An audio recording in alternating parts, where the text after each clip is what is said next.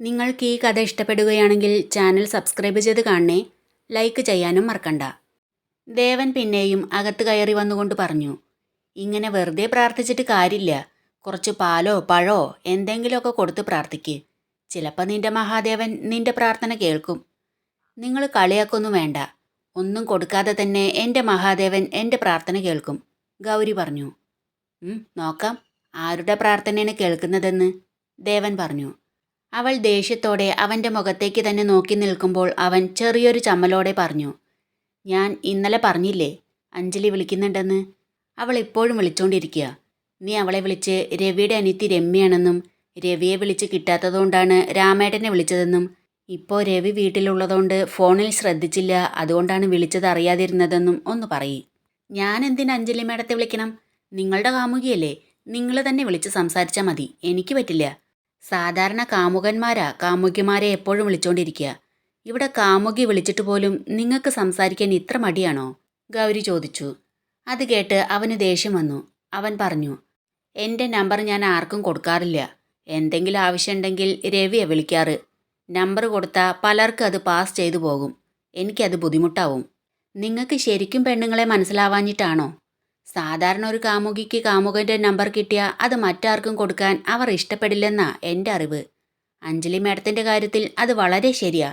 നിങ്ങൾ മറ്റാരെങ്കിലും സപ്പോർട്ട് ചെയ്ത് സംസാരിക്കുകയെ അല്ലെങ്കിൽ മറ്റാരെങ്കിലും വെറുതെ ഒന്ന് നോക്കുകയോ ചെയ്താൽ പോലും നിങ്ങൾ അഞ്ജലി മേഡത്തെ വിട്ട് അവരുടെ കൂടെ പോകുന്ന പേടിയിലാ അഞ്ജലി മേഡം. പിന്നെയാണോ നിങ്ങളുടെ നമ്പർ മറ്റാർക്കെങ്കിലും കൊടുക്കുന്നത്? നിങ്ങൾ ധൈര്യമായി സംസാരിച്ചോ. മേഡം ഒരാൾക്ക് നിങ്ങളുടെ നമ്പർ കൊടുക്കില്ല, ഗൗരി പറഞ്ഞു. നീ ഇപ്പോൾ പറഞ്ഞതനുസരിച്ചാൽ മതി. ഞാൻ പറഞ്ഞു തന്നതുപോലെ അവളോട് സംസാരിക്കേ, ദേവൻ പറഞ്ഞു. ലോകത്ത് മറ്റെവിടെയെങ്കിലും നടക്കുമോ ഇതുപോലെ? കാമുകിയെ വിളിച്ച് സംസാരിക്കാൻ ഭാര്യയോട് പറയുന്നു, ഗൗരി പറഞ്ഞു. നീ എൻ്റെ ഭാര്യയല്ല, അതുപോലെ അഞ്ജലി എൻ്റെ കാമുകിയല്ല. ഞങ്ങൾ തമ്മിൽ ഫ്രണ്ട്ഷിപ്പ് മാത്രമേ ഉള്ളൂ, ദേവൻ പറഞ്ഞു. കാമുകി ആയിരുന്നല്ലോ, ദീപചേച്ചി പറഞ്ഞു.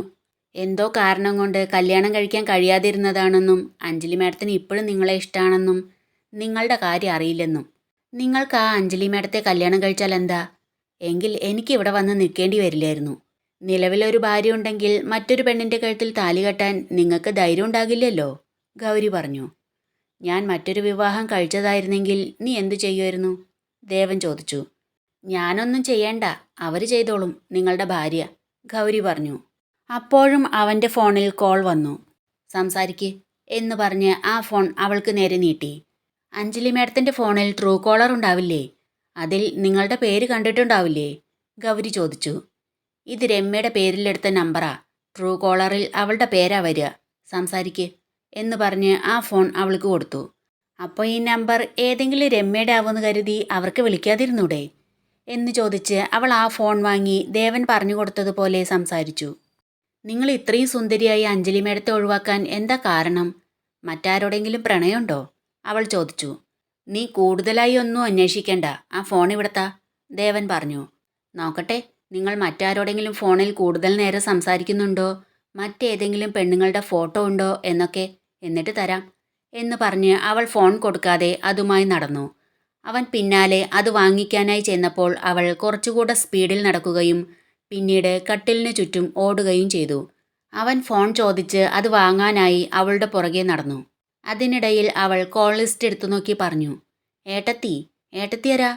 രാമേട്ടൻ, രവി, ഈ 3 കോണ്ടാക്ട്സ് മാത്രമേ ഉള്ളൂ?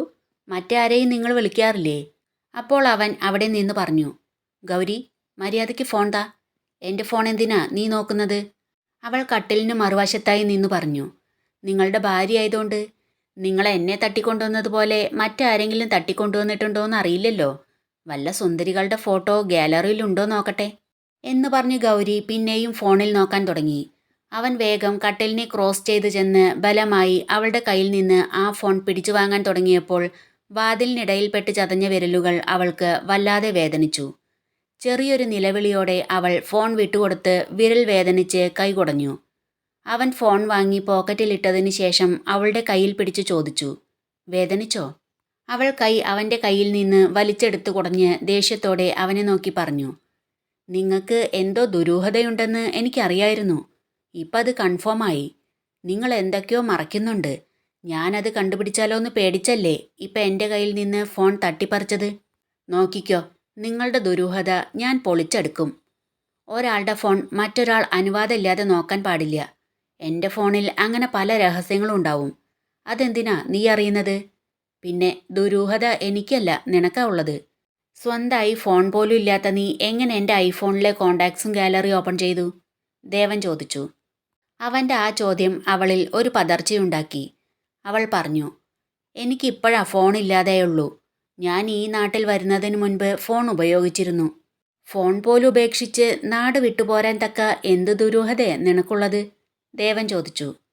അവളുടെ മുഖത്ത് തളം കെട്ടി നിന്ന ആത്മവിശ്വാസം പെട്ടെന്നു മായുന്നതും കണ്ണുകളിൽ ഒരു നിഴൽ പടരുന്നതും അവൻ ശ്രദ്ധിച്ചു. അവൾ മറുപടി പറയാതെ വിറയ്ക്കുന്ന കൈകൾ ചേർത്ത് പിടിച്ച് തിരുമ്മി. പഴയ ഏതോ മുറിവ് ഉണങ്ങാത്തതുപോലെ അവളുടെ മുഖം വിളറി. അവൾ മറ്റേതോ ഓർമ്മയിലേക്ക് നീങ്ങുകയാണെന്ന് അവന് തോന്നി. അവൻ അവൻ്റെ കൈ അവളുടെ തോളിൽ വെച്ച് അവളെ വിളിച്ചു. ഗൗരി. അവളൊരു ഞെട്ടലോടെ അവനെ നോക്കി.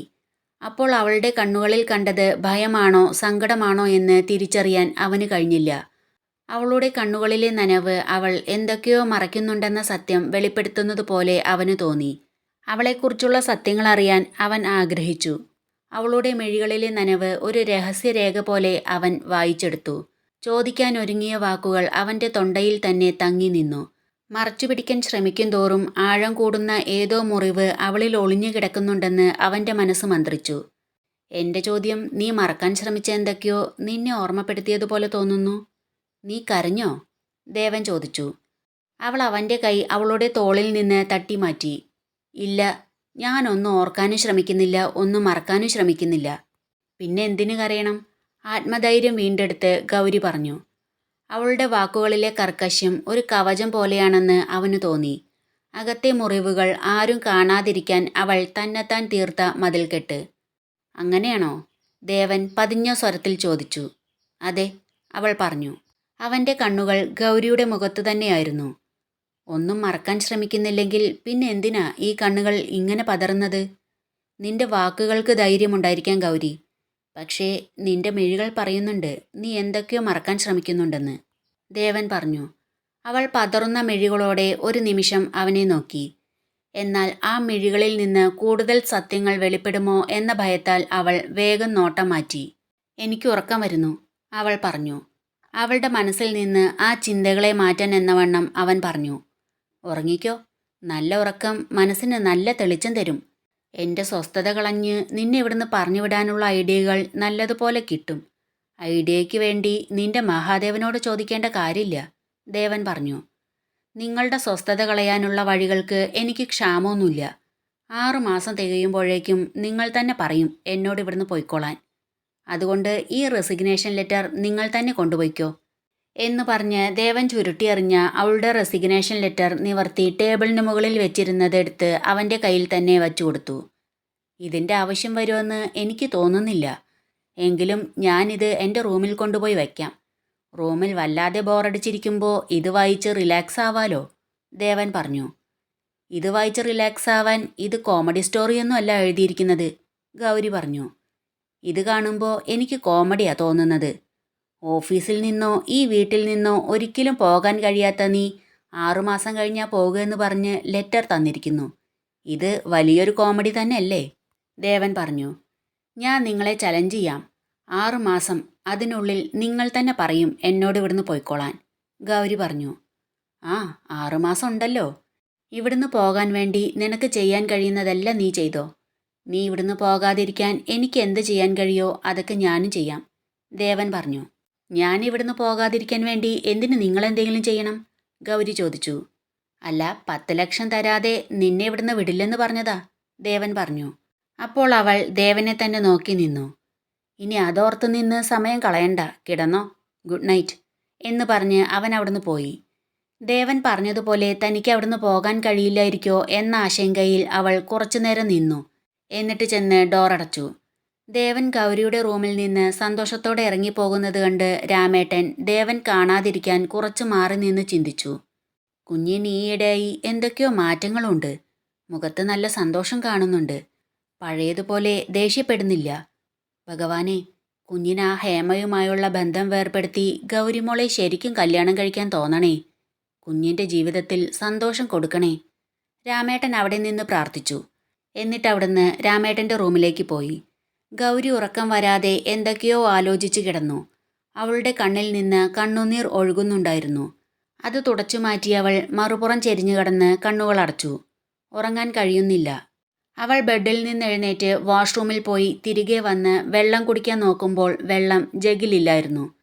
അവൾ മനസ്സിൽ ചിന്തിച്ചു, അയാൾ വന്ന് സംസാരിച്ചു നിന്നതുകൊണ്ട് വെള്ളം എടുക്കാൻ മറന്നു. ഗൗരി ജഗ്ഗ് കയ്യിലെടുത്ത് റൂമിന് പുറത്തേക്ക് ഇറങ്ങി അടുക്കളയിലേക്ക് നടക്കുമ്പോൾ അടുക്കളയിൽ ഒരു വെളുത്ത സാരി ഉടുത്ത സ്ത്രീരൂപം കണ്ട് വല്ലാതെ പേടിച്ച് നിലവിളിച്ചു.